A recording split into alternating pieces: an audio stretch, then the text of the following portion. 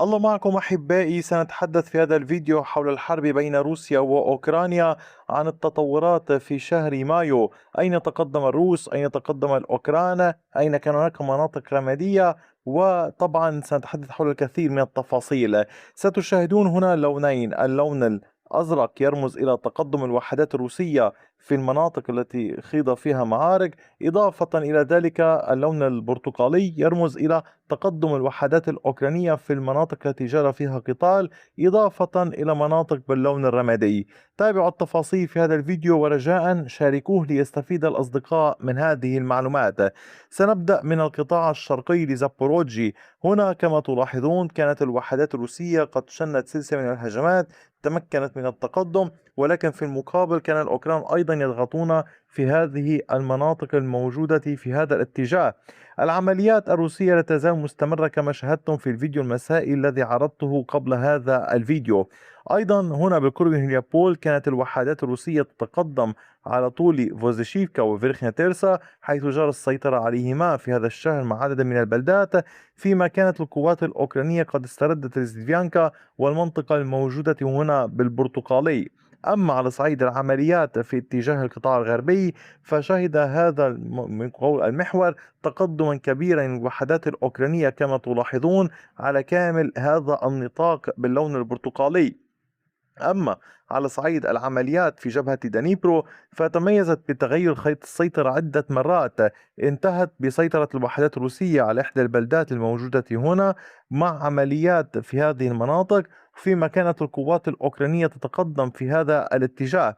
وأيضا في هذه المنطقة بقرية جنوب دونيتسك كان الأوكران قد حققوا تقدما كما تلاحظون باللون البرتقالي، استردوا إحدى البلدات، فيما الروس كانوا قد ضغطوا وسيطروا على إحدى القرى الموجودة في هذه المنطقة. أما على صعيد العمليات في نوفا بافليفكا أيضا في دانيبرو، فكما تلاحظون شهد هذا يمكن قول الاتجاه تقدمات حتى منتصف الشهر وتوقفت لاحقا.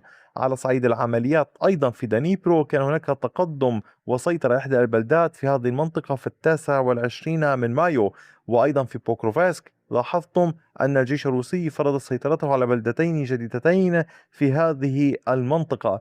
أما باتجاه المنطقة هنا باتجاه محيط توريتسكي، كانت القوات الروسية قد تقدمت في هذه المساحات باللون الأزرق كما شاهدتم. وفي كوستانتينيفكا هنا كان بارزا عمليات التقدم والاقتحام الروسية. في الجهة الغربية من المدينة كان الجيش الروسي قد سيطر على عدد من المواقع في هذه المنطقة. وفي الجهة الشرقية كان قد اخترق في المدينة مع عمليات توسع في محيطها الشرقي، وكذلك في هذا الاتجاه هنا في محيط الجبهة الغربية. وعلى صعيد العمليات في جبهة كراماتورسك، هنا من جنوبها الجيش الأوكراني كان قد أحرز تقدما مع عمليات الجيش الروسي كما تلاحظون، كانت أبرزها في محيط ري أولكسندريفكا، حيث القوات الروسية كانت تضغط بشكل كبير على كامل هذا النطاق. وأيضا في جبهة ليمن كان هناك عمليات مستمرة للجيش الروسي تسيطر على كريفالوكا، كان هناك ضغط كبير باتجاه ستاري كارافان، وأيضا عمليات تقدم في المحيط. ولكن مع نهاية الشهر كان هناك ضغط أوكراني استطاعوا من خلاله استرداد السيطرة على هذه المنطقة والاختراق بهذا الاتجاه، فيما الروس كانوا قد استردوا كامل هذه المناطق واخترقوا نحو باتجاه سلافيانسك من اتجاه إضافي. نتحدث عن المنطقة الموجودة هنا، كان الجيش الروسي يتحرك باتجاهها. أما شمال مقاطعة دونيتسك فشهد في الفترة الأخيرة في الأيام الأخيرة من هذا الشهر عمليات ضغط كبيرة كما تلاحظون، انتهت بهذا التقدم في هذه المنطقة. أما في مقاطعة خاركيف وفي اتجاه في لوهانسك، أولا كان هناك تقدم روسي هنا، وفي خاركيف كان هناك عمليات ضغط باتجاه بوروفا مع اختراقات أوكرانية وسيطرة أوكرانية على بويزلافكا.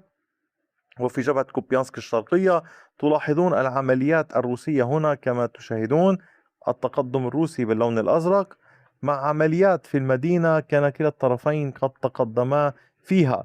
أما في اتجاه غرب أوسكيل غرب النهر كان الجيش الروسي قد سيطر على إحدى البلدات. وفي المنطقة الموجودة هنا في أودرادني تقلبت خريطة السيطرة مع هجمات وهجمات مضادة للطرفين. وفيما يتعلق بالحدود أيضا كان هناك عمليات على طول المنطقة هنا وعلى طول المنطقة هنا. كان الروس قد سيطروا على بوداركي كما تعلمون في 30 من مايو، مع عمليات تقدم مستمرة في شرق فولشانسك على كامل هذا النطاق كما تشاهدون. كان هنا الجيش الروسي قد سيطر على 3 بلدات هي شايكيفكا، فولوخيفكا وكرايشني، فيما كان الأوكران قد استردوا السيطرة على فيلتشا واخترقوا باتجاه المنطقة هنا بالقرب من مدينة فولشانسك. تلاحظون كم الجيش الأوكراني قريب من حدود المدينة. وأيضا كان هنا الجيش الروسي قد تحرك وسيطر على هذه المساحات. أيضا هذه المساحة كانت تحت السيطرة الروسية، ولكن الأوكران عاودوا شن هجوم مضاد، فانتهى الأمر هذا الشهر بسيطرة الوحدات الأوكرانية على هذه المنطقة. وأيضا كان هناك تقدمات روسية في هذا الاتجاه من خاركيف، سيطرون على بلدتين هرانيف وشيفشينكا. وفيما يتعلق بالعمليات أيضا باتجاه سومي، كان الجيش الروسي قد سيطر على هذه المناطق الموجودة هنا، وأيضا على كامل هذه المنطقة الموجودة هنا زابسيليا وميروبيليا، إضافة إلى عمليات اختراق في هذا الاتجاه. هنا جرى السيطرة على كوشاكيفكا وتقدم باتجاه كيندراتيفكا والمنطقة. أحبائي كما تلاحظون يعني هذه كانت العمليات في هذا الاتجاه على الخطوط الأمامية.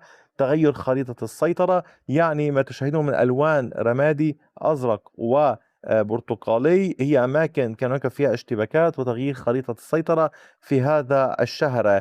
أحبائي هذا كان كل شيء حتى اللحظة. أي تطورات إضافية نتابعها معكم دوما بشكل يومي. تأكدوا رجاء من دعم القناة بحاجة ماسة لدعمكم. أيضا البعض كان قد سأل، وهذا أمر أكرره يوميا، البعض يسأل كم تبلغ المساحة والنسبة وإلى آخره. أملك إمكانيات محدودة جدا متواضعة جدا، وأحاول رغم كل ذلك تقديم أفضل المعلومات لكم، أدق المعلومات لحضرتكم.